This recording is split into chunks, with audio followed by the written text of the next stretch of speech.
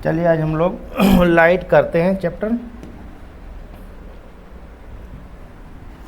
प्रकाश।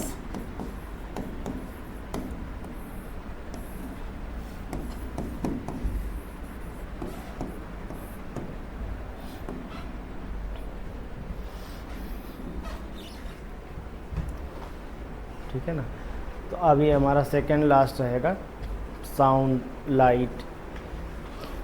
तो लाइट और इलेक्ट्रिसिटी, ठीक है। हाँ, इलेक्ट्रिसिटी अभी रहता हुआ नहीं है।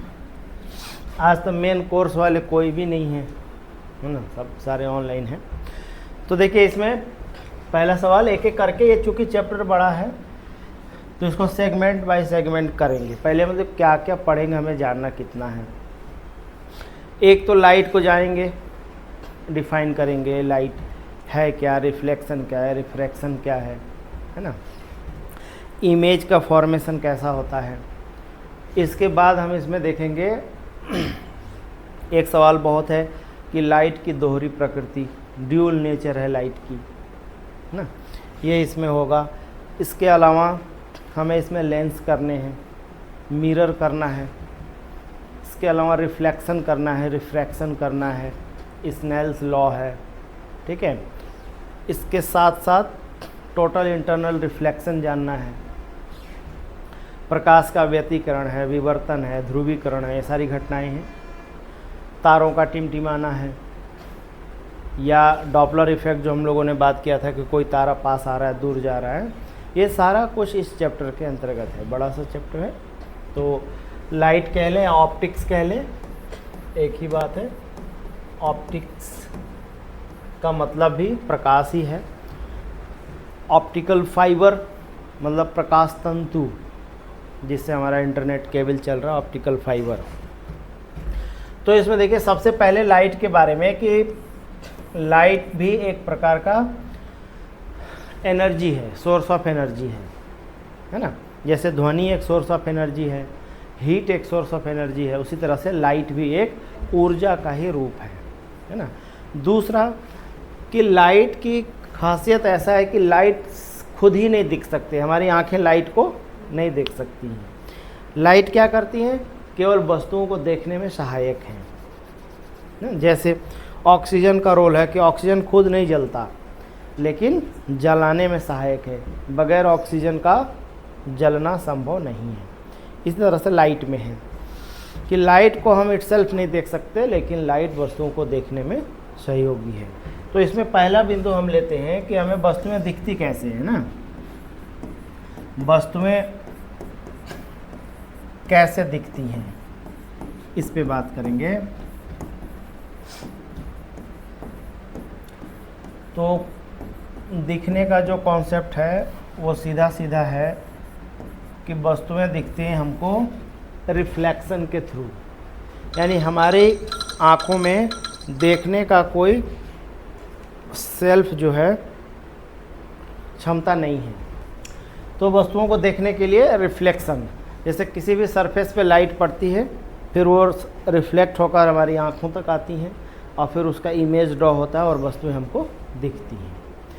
इसी रिफ्लेक्शन को हम ज्योग्राफी में एल्बिडो कह रहे हैं, है ना, या ल्यूमिनेसेंस भी कहते हैं। जैसे ये चमक है, लाइट की चमक है, क्या है इसका, पर सेकंड जितना ये इमिट कर रहा है, लाइट रिफ्लेक्ट कर रहा है, रेडिएट कर रहा है, ऐसा सब कह सकते हैं। तो वस्तुओं को दिखाई देने का बेसिक कॉन्सेप्ट क्या हुआ कि लाइट वस्तु पर गिरती है, वस्तुओं से लाइट रिफ्लेक्ट होकर हमारी आंखों तक आती हैं और वस्तु हमें दिखती है। अगर किसी वजह से हम रिफ्लेक्शन को ट्रैप कर दें तो फिर वो वस्तुएं हमारी आंखों से दिखाई नहीं देंगी, है ना।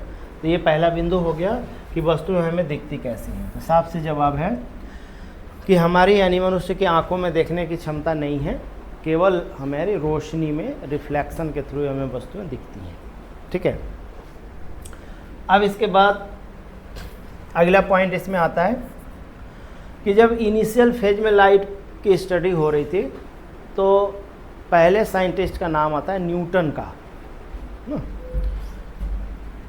देखिए न्यूटन साहब ने कहा कि जो लाइट है वो पार्टिकल्स के रूप में होती हैं, कणों के रूप में होती हैं, ठीक है, पार्टिकल्स होती हैं, छोटे छोटे, जैसे डस्ट के पार्टिकल हैं वैसे लाइट के पार्टिकल्स होते हैं। बहुत समय तक यही मान्यता रहा और प्रकाश को कणों के रूप में माना जाता रहा। इसको हम न्यूटन्स का कणकीय सिद्धांत कहते हैं, क्योंकि इन्होंने कण के रूप में, पार्टिकल्स के रूप में दिया। लेकिन बहुत आगे चलकर इसमें दिक्कत क्या होने लगी कि जब लाइट की और स्टडी आगे बढ़ी तो इसमें ये देखा गया कि कई ऐसे लाइट में कई ऐसे नेचर हैं या लाइट से ऐसे कई फिनोमिनन हैं जिसकी व्याख्या पार्टिकल्स मानकर होती नहीं है ना। आगे हम बात करेंगे उसमें कि जैसे एक एग्जांपल के लिए एक इसमें घटना है प्रकाश का विवर्तन ना, इसी तरीके से व्यतिकरण होता है, इंटरफेरेंस। व्यतिकरण का मतलब होता है कि जैसे इस कमरे में एक लाइट जल रहा है, एक और लाइट जला दें तो लाइट की टोटल इंटेंसिटी बढ़ जाएगी या कम हो जाएगी, बढ़ जाएगी, इसको बोलते हैं इंटरफेरेंस। इसी तरह से साउंड में होता है कि अगर एक साउंड सिस्टम बज रहा है उसके बगल में दूसरा साउंड सिस्टम रख दें तो उनकी नेट इंटेंसिटी बढ़ जाती है, ठीक है। तो ये व्यतिकरण की घटना है। और ये दोनों व्याख्याएं जो हैं, और एक तीसरा है पोलराइजेशन, ध्रुवण की घटना, वो तीनों पार्टिकल्स के रूप में व्याख्या नहीं होती कि अगर लाइट पार्टिकल है तो फिर ये लाइट में ये तीनों प्रॉपर्टीज क्यों हैं। तब फिर आगे चलकर न्यूटन के बाद एक और साइंटिस्ट हैं, उनका नाम है हाइगेंस। ये 12th वगैरह में साइंस में हमें पढ़ना पड़ता है। आपने एक नाम और सुनेंगे, यंग। यंग एक साइंटिस्ट है, यंग का व्यतिकरण का सिद्धांत पढ़ना होता है हमको, है ना। तो हाइगेंस महोदय ने सबसे पहली बार ये बताया कि जो लाइट हैं वो वेव्स के फॉर्म में चलती है, यानी कि लाइट्स कैसी हैं, वो तरंग हैं। तरंग का मतलब अब लाइट को न्यूटन के पार्टिकल्स फिनोमिनन से बाहर निकलकर हम उसको वेव्स के फॉर्म में मानने लगे कि लाइट एक वेव्स है। पीछे हम लोगों ने साउंड वाले चैप्टर में पढ़ा ही है कि वेव्स दो प्रकार की होती हैं। जो मैकेनिकल वेव्स हैं वो दो प्रकार की, पहली कौन सी थी, ट्रांसवर्स वेव्स, और दूसरी थी हमारी लॉन्गिट्यूडनल, है ना। तो उसमें से लाइट कौन सा वेव में आता है, दोनों में से किस टाइप में आएगा, हाँ, तो लाइट जो है वो ट्रांसवर्स वेव्स हैं। हिंदी में कहें तो अनुप्रस्थ तरंगे हैं लाइट, ठीक है। और अनुप्रस्थ तरंगों की हम लोगों ने फिगर भी ड्रॉ किया था कि लाइट ऐसे चलती हैं, है ना, ये वेव सर्कल में, ये क्रेस्ट ट्रफ, क्रेस्ट ट्रफ, ठीक है। तो ये हमारा लाइट के चलने का हमारा ग्राफ है।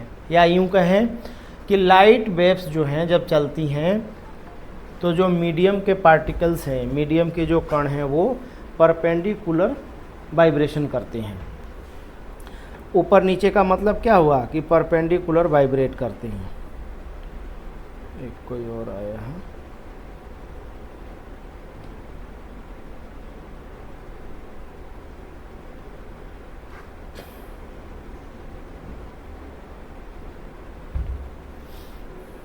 ठीक है, परपेंडिकुलर चलती हैं। तो ये हमारे कंफर्म हो गया कि हाइगेंस महोदय ने ये प्रूफ कर दिया कि देखो तरंग जो हैं, यानी लाइट जो है वो तरंग नेचर की हैं, वेव्स नेचर की हैं, ठीक है। तो इस समय तक न्यूटन्स के जो पार्टिकल्स फिनोमिनन था उसको खारिज किया जा चुका था, क्योंकि उसमें उतनी स्टडी थी नहीं। चलिए, तो यहाँ से साबित हो गया कि जो लाइट है हमारी वो ट्रांसवर्स वेव्स होती हैं। हाइगेंस महोदय के क्रेडिट है कि इन्होंने लाइट को वेव्स के फॉर्म में प्रूफ किया। चलिए, इसके बाद एक जो और साइंटिस्ट हैं उनका नाम है मैक्सवेल।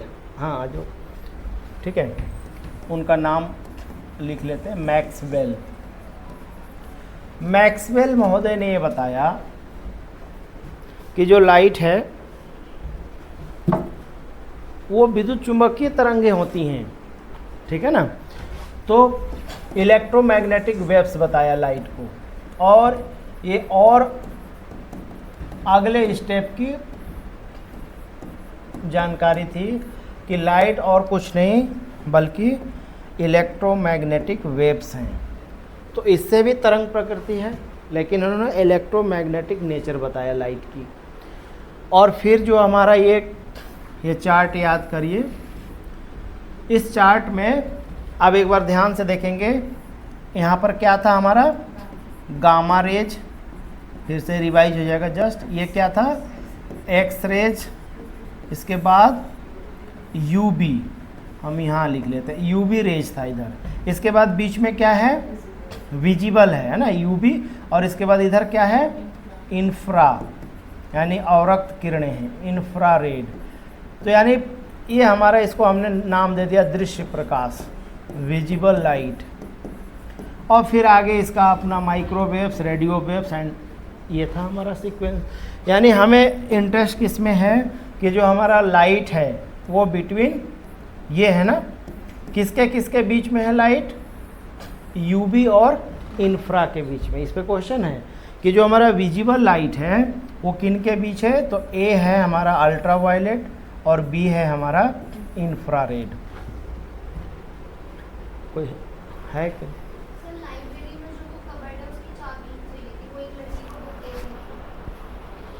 वो हमारे नीचे जो चेयर के पास है ना उसमें है, नीचे ले लो। तो हमारे आंखें जो है ना इसके इधर की लाइट को देख सकती हैं ना इसके अपर वेवलेंथ के लाइट को देख सकती हैं, एक खास रेंज में देखती हैं। यानी अगर हम इसको डिफाइन कर लें कि प्रकाश वो तरंगे हैं जो परावैगनी और अवरक्त किरणों के बीच की वेवलेंथ की हैं, हो जाएगा ना डिफिनेशन। और वेवलेंथ भी हमने इसको बनाया था जो लाइट वाले में भी विबग्योर था ना, ये ध्यान करिएगा, ऐसा विबग्योर 50-50 के इंटरवल पे पूरा हमने नैनोमीटर में उसका बना रखा था। ठीक, तो ये प्रूफ करने वाले कौन हैं, मैक्सवेल साहब हैं। इन्होंने बताया कि जो लाइट जो है वो विद्युत चुंबक की तरंगे होती हैं। ठीक है ना, ये इंटरेस्टिंग बातें यहाँ तक हमने देख लिया इससे। अब देखो एक चीज़ और आगे चलते हैं। फिर इसमें आए सबसे बड़े वैज्ञानिक आइंस्टाइन, और वो समय है 1905 का। 1905 में आइंस्टीन महोदय ने क्या कहा, इस पे ऑब्जेक्टिव हमारे क्वेश्चंस। देखो आइंस्टीन को हम किसके लिए जानते हैं, थियरी ऑफ रिलेटिविटी, सापेक्षता का सिद्धांत। तो ये भी आप एक्स्ट्रा जानकारी रख लेंगे, सापेक्षता का सिद्धांत था इनका। और सापेक्षता का सिद्धांत का मतलब क्या है, E जो है E is equal to mc²। E क्या है, एनर्जी है। पावर कट हुआ है, जस्ट शायद चली जाए, देखिएगा, इसे तो हम लोग चेंज कर लेंगे। हाँ, E एनर्जी है, M क्या है, मास है, और C क्या है, हाँ प्रकाश तरंगों की चाल है। ठीक है ना। तो उन्होंने कहा था आइंस्टाइन महोदय ने, उनकी सबसे फेमस सिद्धांत यही है जिनके लिए इनको जाना जाता है, E equal to mc², theory of relativity, कि कोई सब्सटेंस है अगर उसका मास कन्वर्जन होगा तो वो एनर्जी में बदल जाएगा। जैसे बेस्ट एग्जांपल है, तभी से ये पता लगा कि अच्छा यूरेनियम से भी विस्फोट करके एनर्जी जनरेट कर सकते हैं, क्योंकि यूरेनियम 100 ग्राम यूरेनियम अगर वो डिज़ोल्व होगा, ब्रेक होगा, उसका फिशन होगा, विखंडित होगा वो, तो एक्सेसिव एनर्जी निकलता है। तो ये थ्योरी ऑफ रिलेटिविटी का। लेकिन इनको जो नोबेल प्राइज मिला वो इस सिद्धांत के लिए नहीं मिला, हाँ प्रकाश विद्युत प्रभाव के लिए मिला, जो यहाँ हमें पढ़ना है। 1905 में इन्होंने प्रकाश विद्युत प्रभाव की व्याख्या करी ना, कौन सा, इलेक्ट्रोमैग्नेटिक इफेक्ट की। बताने वाले मैक्सवेल थे कि लाइट में इलेक्ट्रोमैग्नेटिक वेव से लाइट, लेकिन उसके इफेक्ट को इलेक्ट्रोमैग्नेटिक इफेक्ट को बताने वाले साइंटिस्ट आइंस्टाइन, और इसके लिए इनको क्या मिला, नोबेल प्राइज मिला। तो नोबेल प्राइज में अमूमन जल्दी से हमारा गलती हो जाता है कि हम इसको लगा देते हैं सापेक्षता का, लेकिन नोबेल प्राइज मिला था इसके लिए। और इनके बात को इंडोर्स करने वाले जो साइंटिस्ट हैं उनका नाम है क्रॉम्पटन। क्रॉम्पटन कंपनी बल्ब भी बनाती है, प्रकाश से संबंधित है। तो क्रॉम्पटन महोदय ने प्रकाश के विद्युत प्रभाव की व्याख्या करी। तो अब हमें इसमें क्या देखने वाले हैं कि जो लाइट है, लाइट की प्रकृति दोहरी हो गई या नहीं, ठीक है। और अभी यहाँ देख लीजिए, तो बात पूरा हो जाएगा क्रॉम्पटन। और साथ साथ आइंस्टाइन ने इसको एक बात और कही, जब प्रकाश के विद्युत प्रभाव की व्याख्या करा, इन्होंने डिफाइन किया कि प्रकाश जो है छोटे छोटे एनर्जी बंडल्स के रूप में चलते हैं, ठीक है। किस में चलते हैं, छोटे छोटे, हाँ, ऊर्जा बंडल्स के रूप में। एनर्जी बंडल शब्द उसके लिए दिया उन्होंने, बंडल्स, है ना। उसको नाम क्या दिया, फोटोन। क्या कहते हैं, फोटोन। इसी फोटोन से नाम निकला है फोटो इलेक्ट्रिक इफेक्ट। जो सोलर पैनल है हमारा, सोलर पैनल इसी फिनोमिनन को यूज करता है कि वो सिलिकॉन की प्लेट है, इसके ऊपर जब सनलाइट गिरता है तो जो फोटॉन्स हैं वो कन्वर्ट हो जाते हैं इलेक्ट्रॉन्स में, और वही इलेक्ट्रॉन्स तार के माध्यम से जाके बैटरी को चार्ज करता है, जिसको हम स्टोर कर लेते हैं एनर्जी के रूप में। और बार बार ये भी सवाल कि सोलर एनर्जी के लिए हमें बैटरी ज़रूरी ही है, ऐसी बात नहीं है। अब डायरेक्ट सोलर पैनल से जो तार आ रहा है उसको आप बल्ब में जोड़ दो, बल्ब जलेगा। बैटरी तो हमें स्टोर के लिए चाहिए, क्योंकि रात में सूरज नहीं निकल रहा है, तो दिन भर हम बैटरी को चार्ज करते हैं पैनल से, और फिर रात में हम उस बैटरी से एनर्जी लेते हैं। नहीं तो डायरेक्ट सोलर पैनल छत पे रख दें। बहुत सारी आती हैं आजकल गांव में मोबाइल चार्ज करने के लिए, लाइट के लिए, कि पैनल आप धूप में टांग दीजिए और आप डायरेक्ट उसको कर सकते हैं। यानी उस प्लेट में, सोलर प्लेट में एक खासियत है कि वो जो फोटन के रूप में जो एनर्जी बंडल्स चल रहे हैं, जो लाइट में हैं, उसको वो डायरेक्ट इलेक्ट्रॉन्स में ट्रांसफ़र कर देंगे। जैसे वो सिलिकॉन सरफेस पे टकराती हैं लाइटें, तो वो क्या करेंगी, इलेक्ट्रॉन्स के रूप में एनर्जी निकल जाती है। उसी इलेक्ट्रॉन्स को हम तार के माध्यम से विद्युत धारा के प्रवाह में यूज करें। तो ये आइंस्टाइन महोदय की देन है, फोटॉन्स का जो फिनोमिना है। यानी अब हम क्या कह सकते हैं कि ये हो गया कि प्रकाश जो है वो ड्यूल नेचर का है। प्रकाश की प्रकृति दोहरी है, यानी प्रकाश में दो चीज़ें हैं। क्या क्या हैं दो चीज़ें? अब पार्टिकल वाली बात तो नहीं है, वो तो पुरानी हो गई, अब वो एक्सेप्टेबल नहीं है। तो पहला तो ये मानित बात है कि जी प्रकाश जो है एक वेव्स है, एक तरंग है, इसमें कोई डाउट नहीं। और दूसरा क्या है कि ये विद्युत चुंबकीय प्रभाव उत्पन्न होता है इसमें, ठीक है। एक ये प्रकृति है कि वेव्स होने के साथ, ऐसा वेव्स तो आप मैकेनिकल वेव्स है, अनुप्रस्थ कहते हो। अनुप्रस्थ कहने का मतलब क्या हुआ, वो तो मैकेनिकल वेव्स हो गया ना। हम लोगों ने साउंड वाले